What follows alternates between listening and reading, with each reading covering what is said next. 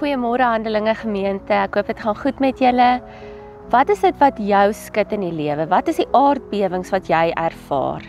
En waaraan hou jy vas wanneer dit gebeur?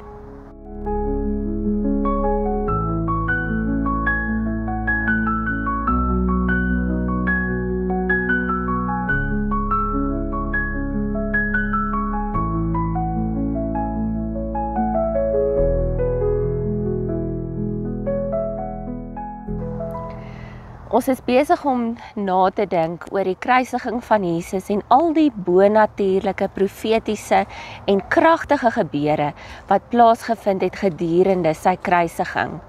En ons onthou dat ons gedink het en onthou het dat dit baie donker geword het, en dat die voorhangsel van die tempel geskeur het van bo tot onder. En die derde ding wat verder nog gebeur het, is dat daar 'n groot aardbewing was. Nou, aardbewings ken ons eintlik goed uit die Ou Testament, veral uit die lewe van Moses. In Exodus 19 lees ons dat toe hy opgaan na die berg toe om die wette te ontvang, toe het die aarde ook geskit. En wat dit toe beteken het, was dat die teenwoordigheid van God tasbaar geword het. Almal het geweet, hier is iets vreesliks aan die gebeur, dit moet God wees wat hier besig is om op te daag. En sy teenwoordigheid was so groot. En in daai oomblik het God homself eintlik op 'n spesifieke manier openbaar. Daar is ook 'n ander keer in die Ou Testament waar, en dis in Numeri, en op daai oomblik is dit die mense van Korag wat ongehoorsaam was aan God. En hulle wou nie luister na Moses nie, en Moses het vir hulle vertel, daar kom moeilikheid. En hulle het nie geluister nie, en die aarde het oopgeskeur en hulle ingesluk. So daar was 'n aardbewing, en die aarde het oopgeskeur.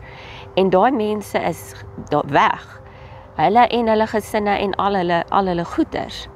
Daai mense is deur daai aardbewing ingesluk. So, dan kan 'n aardbewing ook die betekenis hê dat God sy oordeel uitspreek.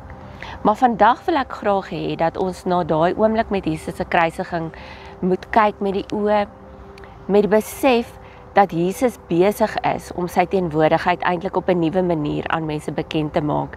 Met die skeur van die voorhangsel is God se teenwoordigheid ewe skielik nie meer vasgevang in die ark nie, en eintlik kan enigiemand nou by God uitkom, maar die waarheid is dat God eintlik binne ons elkeen kon woon deur die Heilige Gees, en dat sy lig, dan daai lig wat die duisternis nie kan uitdoof nie, daai lig skyn dan van binne af uit ons, en daardeur word die koninkryk van God op aarde sigbaar.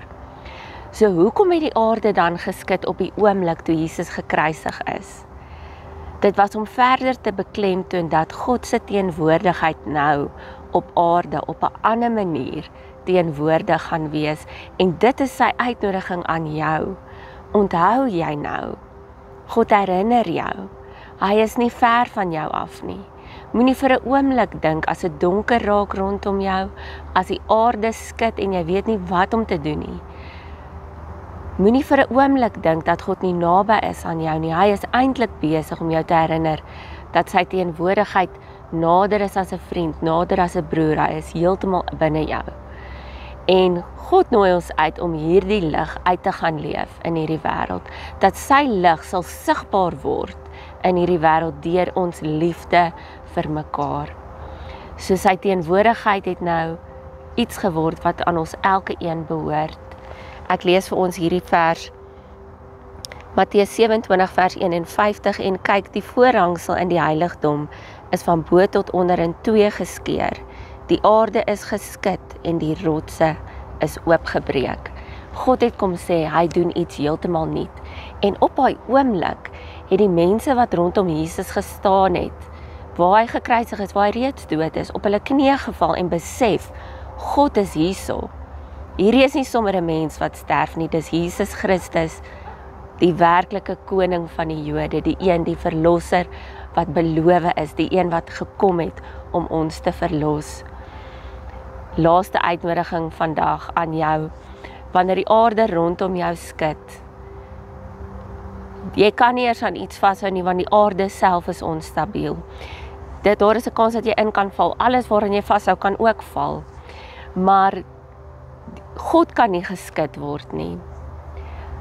God sê so mooi in van die psalms en so, hy het die aarde veilig gevestig op pilare, nie om te sê dat dit werklik op pilare is nie, maar om te verduidelik dat hy die wêreld in sy hande hou. Niks kan God keer nie, niks kan God stop nie, niks kan God skud nie. So hou vas aan hom, die een wat nie geskit kan word nie, the unshakable God, who is always with you, filling you with power to go and live light on this earth.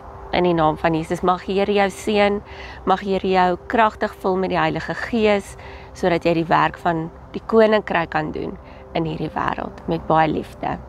Mooi Sondag.